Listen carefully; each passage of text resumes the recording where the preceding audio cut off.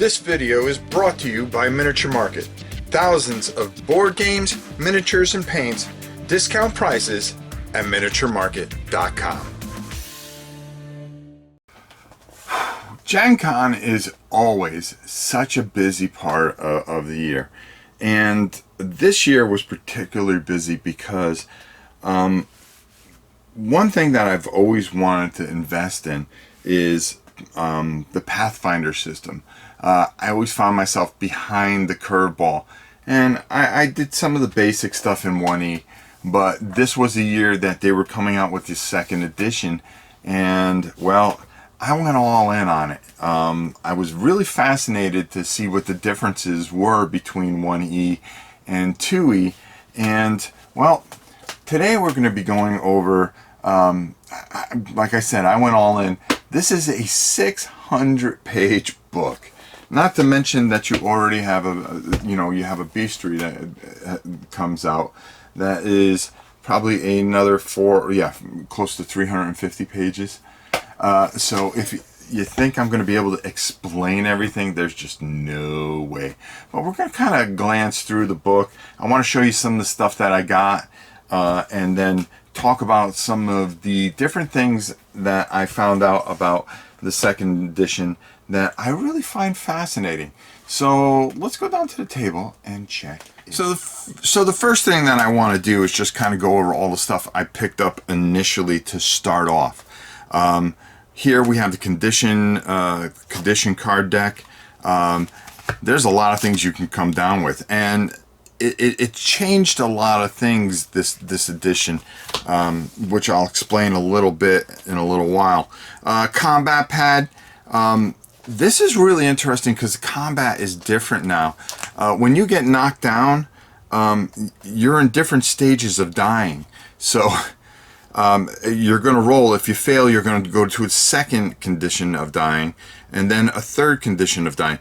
It's almost like bleeding out in a way, and I like how they do this, because you may get knocked down and be at a certain particular point of dying, and what is going to happen is that meanwhile the party's dealing with, say, this dragon, like it says on the cover here.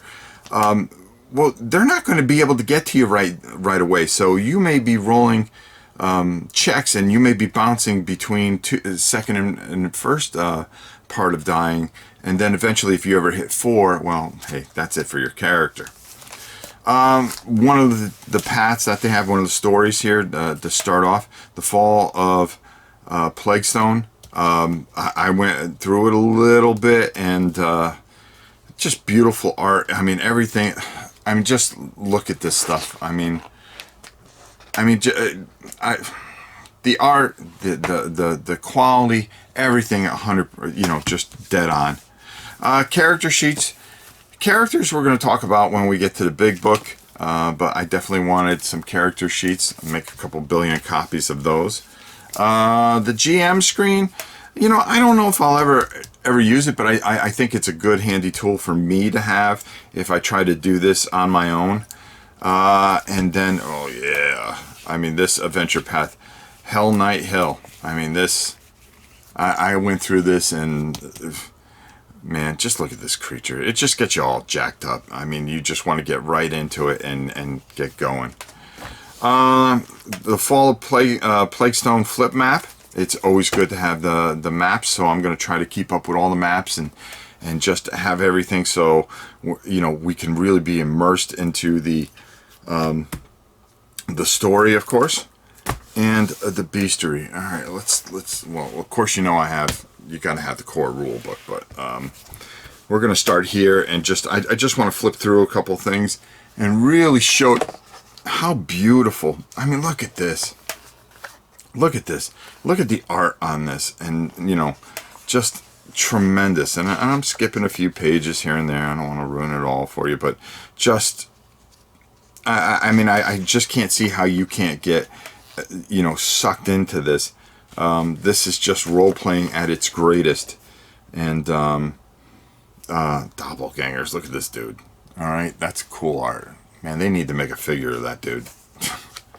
And then, of course, you're going to see different types of dwarves and everything else that you can run into. Elemental, or water elemental. That's a beautiful water elemental. I mean, just a beautiful, beautiful book. Look at this. Owlbears variant. That's a beautiful owlbear.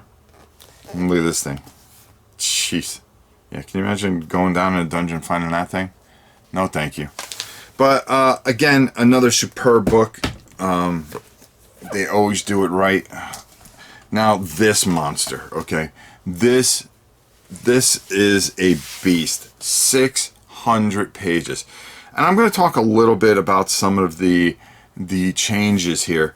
Not many, because like I said, it's impossible to read this in 600 page book and understand everything. But it's all here. It gives you everything that you could possibly want. It starts with something new and how you create a character. And how you create a character is really, really fascinating, because first you're going to start with their ancestry. Now that's that's kind of given a lot more of what the character is. What I find is that you just don't, you create a character and usually, well, he's a dwarf fighter. Well, why is he a dwarf fighter? And that's where the ancestry comes in and kind of just gives you this beautiful example of play. I don't mean to interrupt myself, but I will. Really helps you through and makes you understand how everything flows and works. Really, really well done. I love the way how to use the book. And then we go right into what we were talking about, the character creation. So there's three things that you have to do, and one is ancestry, then there's background, and then a class. So you could be all these different things and have all these different backgrounds.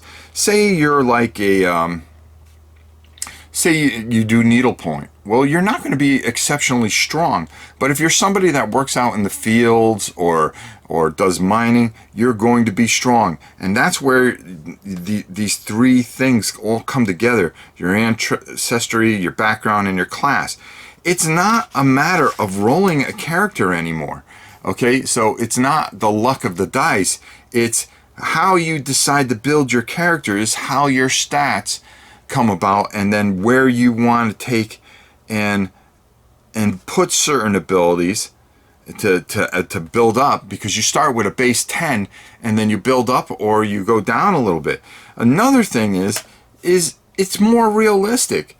There's ability boosts that are going to help you, but you also have ability flaws, because let's face it, everybody's flawed in some way. So it's just very, very interesting how this system just kind of works and whatnot. And just to go a little farther, as we're going through this, I mean, there's a lot to it, and I could not even begin to start to tell you how this all works. But when you start building like different types of sorcerers or wizards and stuff like that, you're never going to run into a point where you can pick the same spell. There's different spells for different variants. You could be a half orc, you could be, there's a half elf as a human and stuff like that. And now also the gobos, which is the face of basically Pathfinder, you could play as them. So I thought that was a really neat little thing that they do. And they go into the classes, and there's a lot to building your character, but it's just absolutely a fascinating experience, because you really get sucked into it, and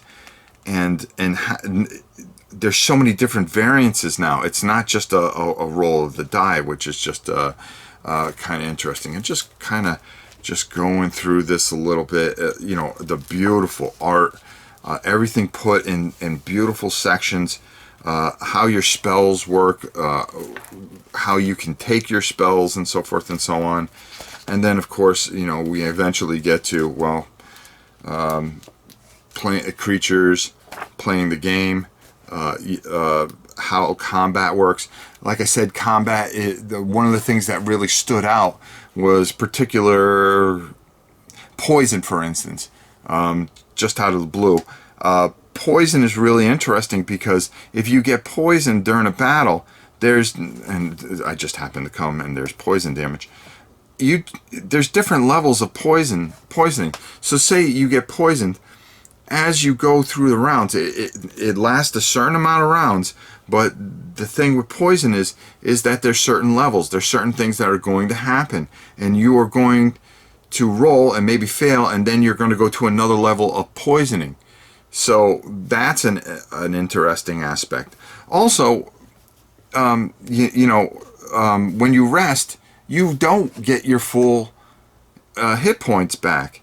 You actually, the way it works, say you start the day with 300 hit points, and at the end of the day, you have 10 hit points. Well, you don't sleep in the next day and everything's great and everything's fine. No, everything, there's certain effects. There's oh God, what did they call it? There's wounds. You're going to carry these wounds with you from battle, and there's going to be different levels of it. So when you get hit or knocked down again, depending on what your wound level is going to affect where you're at. So you just don't. It's more realistic. It's more.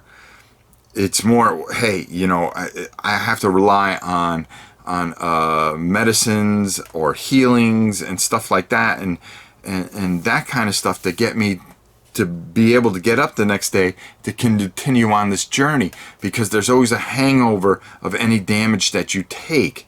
Eventually, you're gonna get back to full health, but you really have to take these characters and care for them as if they were real people. So it really puts you into this beautiful, just immersive, where I always talk about Blood Bowl, how you get attached to your team. Well, now you're going to really get attached to this character, because this character has all these variances to it, from the ancestry to the background to what class it is to what happened in a prior adventure and how that carries over. Just really, really fantastic and beautifully done. Of course, look at the armor and some of the things that you can take with you. I mean, just beautifully done once again. And of course, our sheets, as you can see, a lot more detailed in how you are going to build this character that's gonna mean something to you. So there you go. Just a quick view of it, and as I said, you could play as these guys, which is really, really just fantastic. 600-page book. I suggest you go get it. Let's go up top and get my final thoughts. This system is really intuitive. It's just very, very good. It's very solid. I really plan on staying up on everything that they come out with, and I'm really fascinated on how I can utilize this in with some of my miniatures and some of the other things I want to do. Role playing, basically, you actually need more than a couple of people, and it's definitely something I want to do. But I'm actually going to try to do some things where where you shut off half your brain and you take care of one side and you run a couple characters through some of these really incredible paths that they have. And I think we'll have a lot of fun with character creation, some of the things that we can do with this system. I know we can really have a lot of fun with it, and possibly do some live stuff, which would be really cool. So I really enjoyed this. I think this is fantastic. I think this is a step in the right direction. I really like the ancestry, then the background, and then the class. It gives this beautiful history, and it starts to immerse you. And I talk about that a lot, how you want to get immersed into the game. This really pulls you in, and I think this is excellent. I've heard a lot of rumblings and this, that, and the other, that some people aren't happy with it, but I think that happens with any kind of change. I really enjoy this. I'm going to continue to try to master it as far as the rules are concerned, and we'll eventually bring it to you. We have so much going on that this is another thing that I want to open the door to. So Pathfinder, fantastic. If you have the means, go check it out. I think you won't be disappointed. Paizo has done it again. Not only do you have that beautiful card game, now you have this just beautiful second edition system, and it's remarkable. Until next time, it is your old pal Rob saying, we will see you soon. The end of the game, and you could get this from Miniature Market, right, Grandpa? You can get this from Miniature Market. That's right. Yeah, everything you need. Bye.